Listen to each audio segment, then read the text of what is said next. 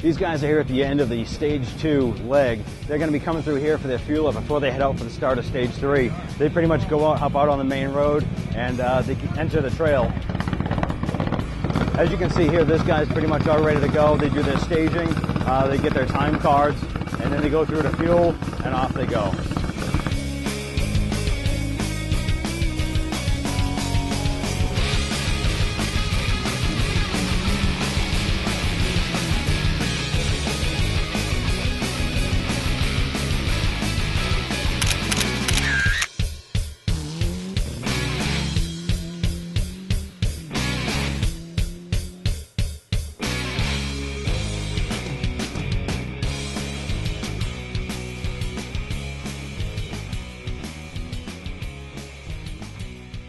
So Ken, what can you tell us about the car today? Well, the car's doing good. Yesterday it didn't go so well. We actually had we think some sort of suspension failure that forced me off the road. Yeah. So we've actually DNF'd this rally, but we restarted today. It's just in the regional championship. It doesn't count as any points for our national championship. But my wife is actually racing. Oh, really? So I'd rather be out here in my car racing in the regional than on the side of the road watching her. It's funner being in the car. So, but the roads out here are beautiful, and this rally is always one of the better ones of the year. Yeah, yeah. So what did you have for issues with the car as far as when you went off the road a little bit this morning? I actually had some sort of suspension failure. Oh, it was all underneath. It was yesterday. Yesterday. So suspension failure in this right rear. It shot me off the road and spun and ended up on the opposite side of the road. Oh, man. So the team worked tremendously hard, got the car out, got it repaired, and that's why we're out today. So excellent. Just continue and have fun. It's not for any points or overall or anything, but you know, I enjoy coming out here and racing these roads, so that's why I'm here.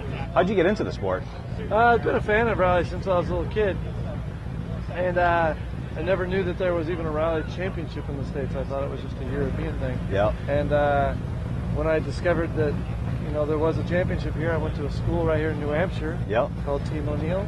And did a 4-day course there and was hooked and raced ever since. Yeah, he has an excellent curriculum. I mean, Dave Mira, Travis Pastrana, myself, and several other top guys all started there.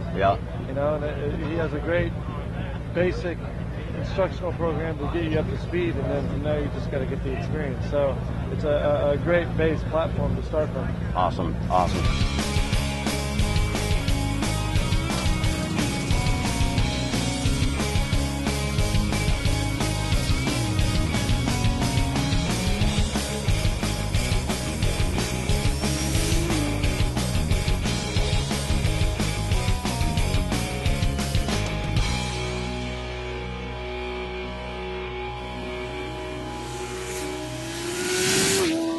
We're here with Chris from the marketing team for the Subaru Rally team. And Chris, I mean, what's going on today? I mean, how did the service go when Travis just came in?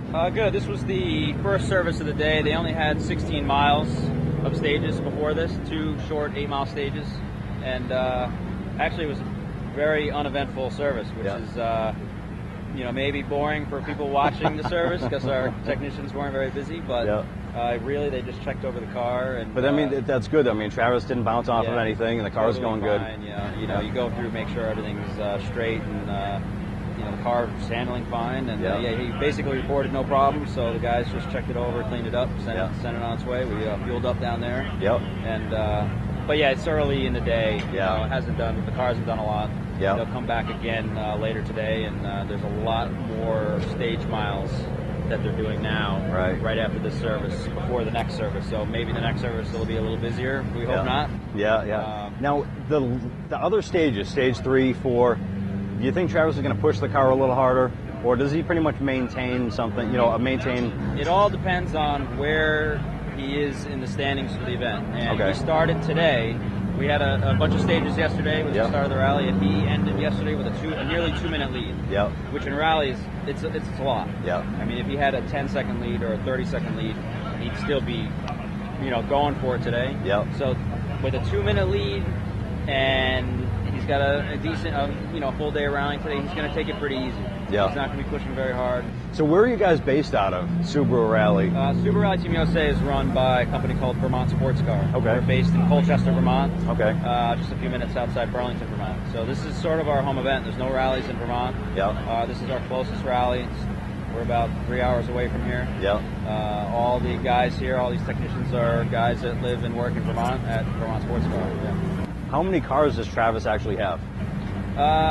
2 at the moment. Usually we'll have one primary car that he uses throughout the year. Yep. And we'll have either a spare car or most of a spare car assembled. So, the rallies, we get a month between rallies usually. Yeah. So if a car gets wrecked, we have time to either fix that wrecked car or finish preparing a spare body shell that's already prepared.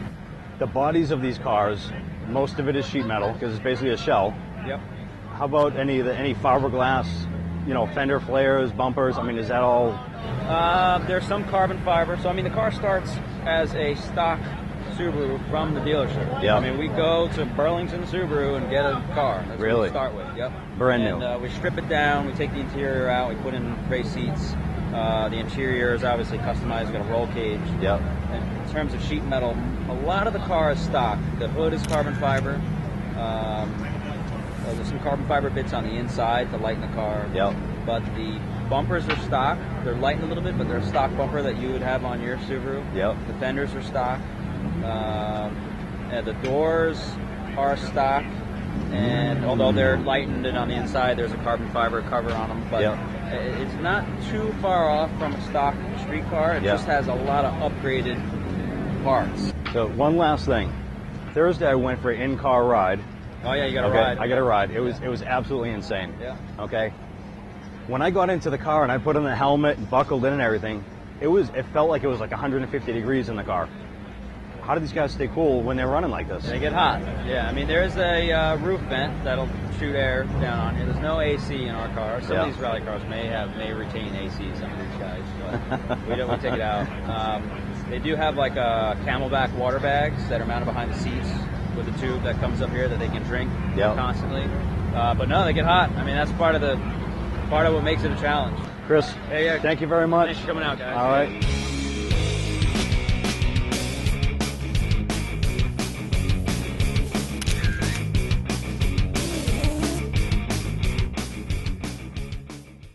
Here we are with Chris. He's one of the mechanics from Bacon Motorsports. He's based out of New Hampshire. I believe he's out of Nashville, New Hampshire. Chris, when the car came into the service here, what did you guys have to do? We just changed the transmission fluid and the plastic flaps on the back to protect the rear suspension. Those are kind of tattered from the rough stages, so switch those out so they... Just tighten everything up? Yep. Take a look at everything. We did some work last night. We just double-checked that because it's dark out. Yeah. So the car's handling good? Yeah, car seems to be running well. Excellent. Excellent. So everything's holding up. Where are you guys right now for points this season? We are second in points right now. That's and outstanding. Possibly first at the end of this event if everything goes as planned. So Billy's a driver. Co-driver? Pt.1. Pt.1. How long has Peter been with the team? I believe since 2003. Yeah. So how did you guys get started in this?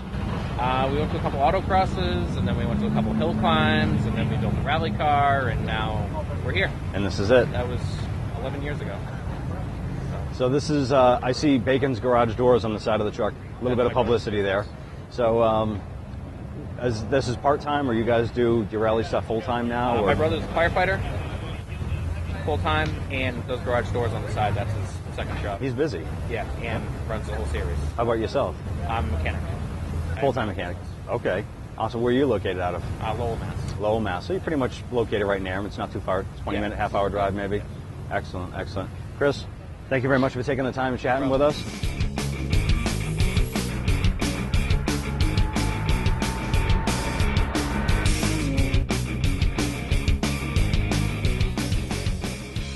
My name is Andrew Picard. People call me ACP because they can't say the whole name usually. Okay. I drive a Mitsubishi Lancer Evolution. Yep. Normally I drive an Evolution 9, which is the previous generation of the car, but I've been sponsored by Mitsubishi in Canada, so I have this Mitsubishi Evo 10. This is the first time it's run in the U.S. Wow. Very sophisticated car, handles great, but we're going through some teething troubles, and the turbo pipe just let go of the downpipe, and it melted my boot to the floor. So one of the problems I had in the last stage is my shoe was melting.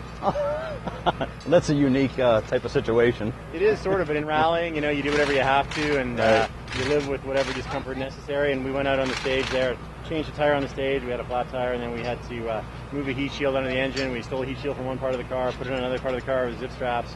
That's just what rallying's like. Yeah. Yeah, that's pretty crazy. How long have you been doing this? This event marks my 10th year, actually. This event 10 years ago was my first event. Well, it's basically the same community of people, and what I would say about rallying is that we're really out here battling Mother Nature. We're only kind of incidentally battling each other. Yeah. So, Subaru helped me out. I needed some bolts for part of the car this morning, and we've helped other people out. And we've got a tie rod from the other teams. We've given things to other teams, just because you want to beat them out on the road. Yeah. X Games, the stakes are really, really high, but it's the same community of people. So if they come up to you or you come up to them, you're not going to say no. Yeah. I mean, come on. So now X Games, this is a very competitive rally. It's one of the most competitive. But skim off the top like 5-6 cars from here, and then add in another 10 guys like that. Yeah. And that's what the X Games is like. There's no room for error, and you have to be perfect. Yeah. Is this your main type of racing, or do you do other types of racing? I've done a lot of forms over time. I also drift. Yeah. I drive for Dodge in the Formula Drift Series. I drive a Dodge Viper. Viper, yes. Yeah. You're driving a Viper. Is that your first drifting car? It is actually. It's as one of as my crew chief put it, it's like learning to fly on an F-16 because it's a hairy car. It's a great car, but you sit really, really far back. Yeah. And so that gives you a different feeling for how the car is yawing. Or it's such a great car. It's a great track car. It wants to grip and go forward. Yeah. So you're always forcing it to slide. Now that's true of every drift car. And everybody in the series, like I basically jumped into the Pro Series.